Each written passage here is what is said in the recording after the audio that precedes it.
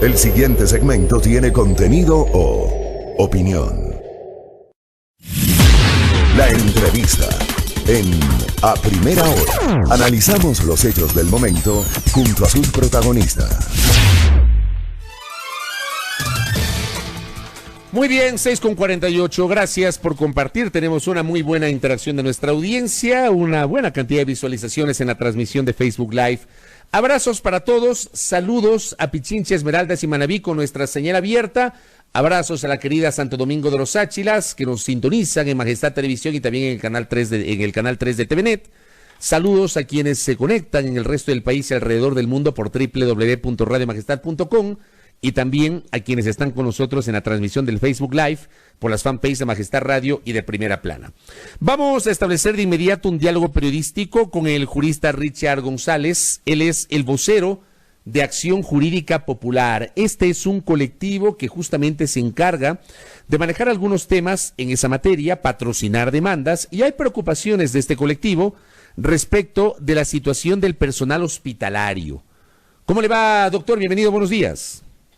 Buenos días, Fabricio. Buenos días a la audiencia. Muchas gracias por la entrevista y por la oportunidad de dar a conocer lo que hace el colectivo Acción Jurídica Popular. Sobre este caso en particular, sobre la situación de el manejo de la pandemia del COVID-19, ¿qué acciones ustedes han desplegado?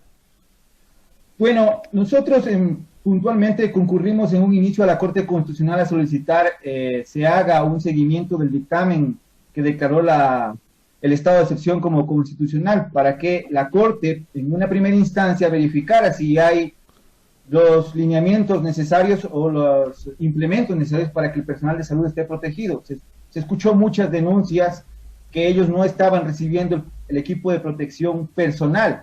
Entonces concurrimos a la Corte en una primera instancia y la Corte dijo, ¿sabe qué? Nosotros no podemos controlar al Ejecutivo, no podemos hacerlo, para eso están los jueces. En otras palabras, en pocas palabras nos dijo, vayan a las garantías jurisdiccionales. Por ser así, fuimos a presentar una acción de protección, ¿sí? En circunstancias en que el país conoce que no estaban recibiendo las acciones de protección. La unidad de flagrancia nos recibió esta acción de protección y al no tener en el sistema aperturado la posibilidad de insertar esta acción de protección en el sistema, la insertó como habeas corpus, pero le dio trámite. Entonces, se fue dando trámite y tuvimos ya, digamos, una audiencia que se llevó a efecto la semana pasada y también una sentencia que el juez dictó en esa misma audiencia. Yo quiero comentar que esta audiencia fue un poco accidentada, ¿sí? Tuvo muchos problemas con la Presidencia de la República. Recibimos muchas peticiones de sanción o por temeridad, por malicia, por alarmistas, por terroristas informáticos. Nos dijeron que estábamos actuando de esa naturaleza. Tanto la Presidencia de la República como el Ministerio de Salud, como el IES y la Procuraduría General del Estado asistieron a esta audiencia.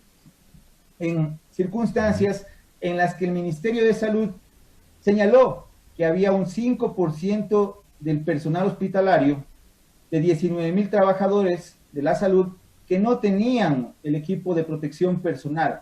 Decía que eran 1,082 personas que no tenían, pero señalaba que este personal no ha querido recibir el equipo de protección. Eso señalaban las autoridades del Ministerio de Salud. Sí, la defensa del Ministerio de Salud, y que por eso no tienen ese equipo de protección personal. No señalaron en dónde está este personal, no señalaron qué equipo fue el que se negó a recibir este personal, tampoco dieron mayores luces de qué van a hacer o qué han hecho para aquello, pero sí dijeron también que debíamos entender, o que la ciudadanía debía entender, que el gobierno ha cumplido con un 95% y que deberíamos estar satisfechos con eso, porque es un porcentaje alto, y que además están haciendo todos los esfuerzos para poder obtener este equipo, porque es verdad, dice, compras públicas demora, digamos, el sistema de compras públicas demora poder acceder a estos implementos, más en provincia, porque se ha centralizado la compra. Entonces, dijeron a la vez que no lo tienen y que recién están implementando los procesos, pero que ya está el personal de salud trabajando, y fue público, nosotros exhibimos en la audiencia, que el propio Ministerio de Salud en un inicio dijo que eran más de 1,600 médicos o personal hospitalario contagiado, y luego trató de hacer una rectificación con el ministro, ¿no?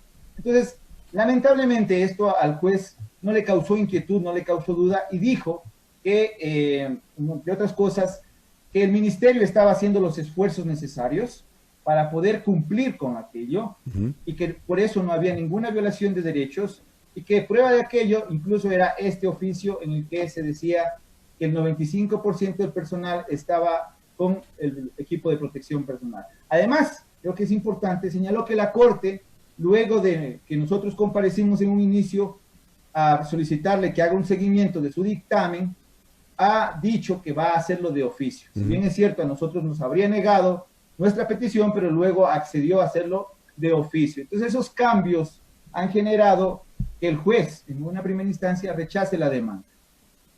Correcto, sí, esto de que la Corte va a hacer este seguimiento de oficio se conoció, me parece, hace 2 semanas. Pero, a ver, el delegado del Ministerio de Salud dice que el 95% del personal del sector salud está equipado, que tiene insumos, que tiene, digamos, que tiene las herramientas para poder enfrentar la atención hospitalaria y médica vinculada a la pandemia. Ustedes, doctor Richard González, ¿qué referencias tienen? ¿Es real ese 95% o ustedes tienen otro tipo de referencia? Nosotros presentamos, justamente debido a la evidencia periodística y además a múltiples mensajes que el personal de salud nos había, digamos, dirigido. Ojo, estos mensajes nos los dirigió muchas personas señalando que por favor guardemos la reserva porque tenían miedo a ser sancionados. Y ese fue uno de los elementos que también presentamos, porque fue público que el IES extendió un memorándum para decirle a la gente que ni se atreva a denunciar ni a hacer quedar la imagen institucional.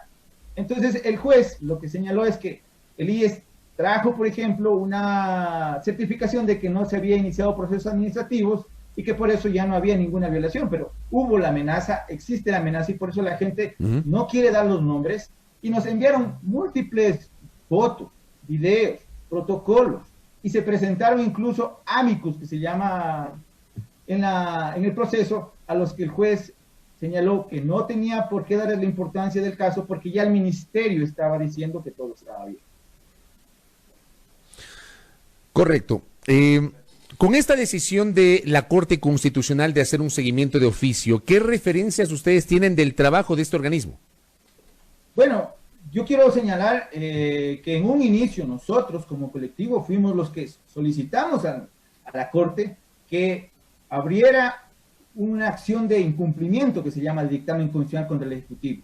La Corte lamentablemente, y fue público lo que sucedió, no esperó siquiera la respuesta del Ejecutivo. Solo lo notificó, no le dio un tiempo y luego no esperó la respuesta, por eso no tenemos o no sabemos qué dijo el presidente de la República. Y luego, en una carta vergonzosa que envió el presidente de la Corte Constitucional hacia el colectivo, denostó la acción que habíamos tomado y dijo que obviamente si hubiéramos sido sus alumnos conoceríamos que la Corte no puede hacer nada en estas circunstancias.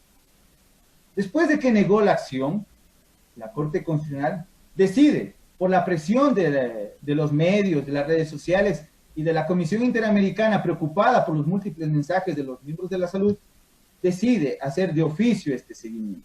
Yo quiero señalar, y creo que es oportuno y pertinente, de que así como hay un cerco mediático por parte de algunos medios de comunicación para encubrir lo que no está haciendo el gobierno o lo que hace mal el gobierno, también quiero decir que hay un cerco académico y un cerco judicial para no decir qué es lo que está dejando de hacer la Corte en un Estado constitucional y más para hacer valer sus propios dictámenes.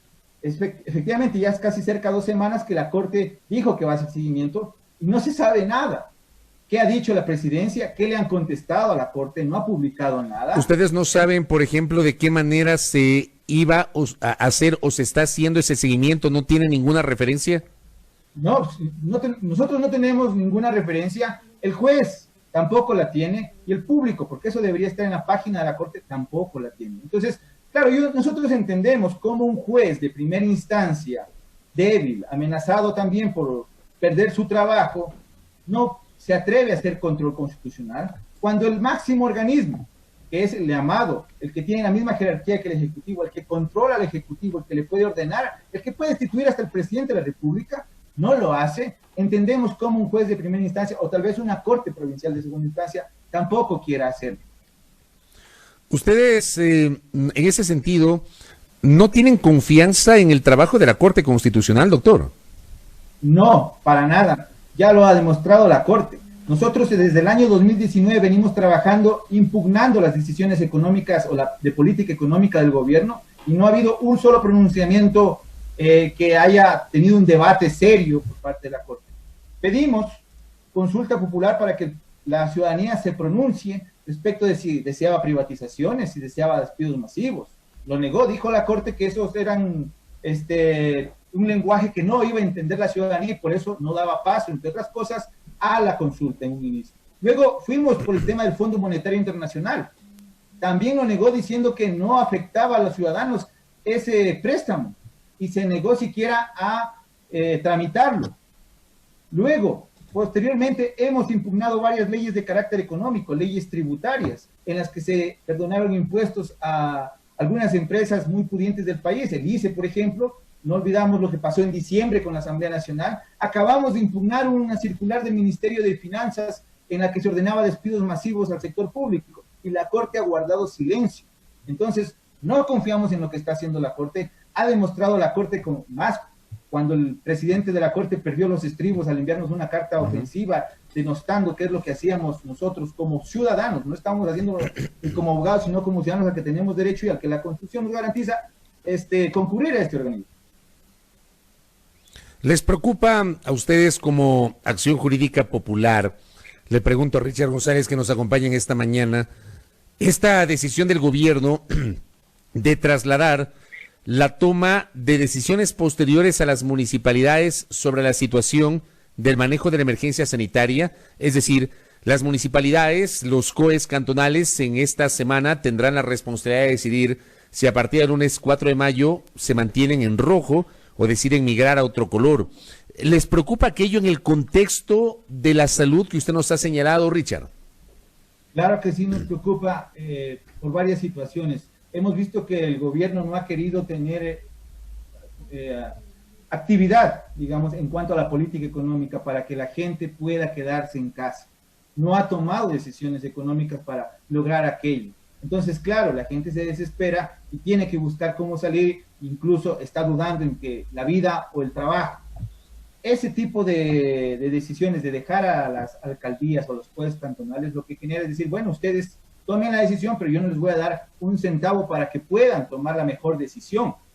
Entonces, eso yo creo que es irresponsable, en primer lugar, y hay que buscar cómo van a aliviar la situación económica a las alcaldías, que eso es lo que a la final les preocupa. Si no tienen dinero para poder comprar o dotar de material, el propio Ministerio de Salud ha dicho que no han gastado ese día en audiencia, que no han recibido presupuesto extraordinario, sino que solamente han trabajado con el presupuesto que se les asignó al inicio de año, ¿sí? Y no hay presupuesto. Entonces, ¿cómo las alcaldías van a tomar las mejores decisiones junto a los COEs cantonales? Claro que nos preocupa en virtud de que la vida va a estar en peligro, en riesgo, y en otras palabras, el Estado, el gobierno, no adopta la política económica necesaria para que la gente pueda estar lo mejor protegida, no solamente la gente que está en la calle, hay gente que está en sus casas y también ya no tiene que comer. Nosotros somos, por ejemplo, profesionales autónomos, vivimos del día a día, ¿cierto? Y llegará un momento en el que ya nos vamos a desesperar porque no tenemos fuentes de ingresos diarios, que es lo que hacemos. Pero el gobierno debería tomar, o tendría que hacerlo, muchos gobiernos lo han hecho, pero ni siquiera se piensa en aquello. Entonces vamos a ver también la capacidad que tendrán los alcaldes, junto a los jueces cantonales, para poder establecer ordenanzas. Tal vez también sea una oportunidad para demostrarle cómo debió hacer el Ejecutivo, pudiendo establecer subsidios temporales hasta poder pasar la pandemia, ¿no? Y poder lograr que la mayor cantidad de gente no se vea expuesta o no se arriesgue a las personas a poderse contagiar. Sabemos, nosotros le hemos dicho al juez, por ejemplo, yo no puedo o estoy en duda de irme, si es que tengo alguna duda de si estoy contagiado, a un centro hospitalario, porque no sé si ahí estarán, por ejemplo, ese 5% de personal que no tiene protección. Yo dudo del sistema de salud, y si la gente no sabe que el sistema puede reaccionar, simplemente lo que va es a exponerse. Por eso tenemos muchas dudas de la decisión del presidente de la República y de lo que puedan hacer los diferentes cantones, digamos, o COEs cantonales. Correcto. Y con esto termino, Richard. ¿Ustedes, con todo esto, van a presentar nuevas acciones o qué tipo de actividades ustedes van a desarrollar luego de esta explicación que nos ha hecho, lo que presentaron ante la Corte, la negativa y todos los anuncios generados en torno a este tema? Bueno, sí, nosotros continuamos con nuestra batalla judicial, por así decirlo. Hemos apelado de esta decisión. Vamos a concurrir a la Corte para decirle qué pasó con lo que están haciendo. Lamentablemente es muy lenta Dicen vamos a seguir de oficio, pero las decisiones que quiere tomar la Corte o las acciones que quiere hacer la Corte son muy lentas.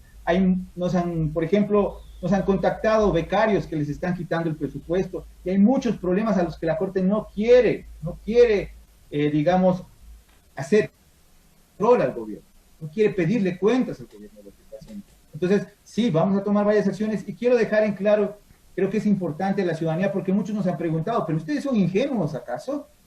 ¿Por qué si saben que no confían en la justicia, si saben que los jueces no se atreven a dictar una medida, una sentencia en contra del gobierno, ustedes concurren ahí? Creemos que no podemos abandonar este espacio porque este espacio, el espacio judicial, es un espacio de debate también y es donde tenemos que también posicionar los conceptos y debemos como ciudadanía también generar opinión ahí y controlar qué están haciendo los jueces, qué están diciendo en sus sentencias los jueces, tanto los altos jueces que dicen que hacen jurisprudencia como los jueces de abajo, que en cambio los jueces de arriba dicen que hacen prevaricato. Eso es lo que puedo informar hasta ahora y le agradezco la oportunidad de licenciado Vela y bueno, seguimos trabajando en ese sentido con el colectivo. Con mucho gusto, muchas gracias. Gracias al abogado Richard González, él es el vocero de Acción Jurídica Popular, expresando las preocupaciones en torno a la seguridad de los trabajadores del sector de la salud, de los médicos, de las enfermeras, de los tecnólogos, del personal hospitalario, frente justamente a los temores de contagios. Hay también preocupaciones en ese sentido expresadas por los colegios de médicos de Pichinchi, de Guayas, fundamentalmente, sobre justamente los fallecidos, médicos, enfermeras que han fallecido en el cumplimiento del deber, que es el de atender y el de tratar de enfrentar la violencia de la pandemia del COVID-19. Vamos a ver qué ocurre en los próximos días. Evidentemente había estas preocupaciones sobre la dotación de los suficientes insumos, equipos de bioseguridad, mascarillas, lentes, guantes,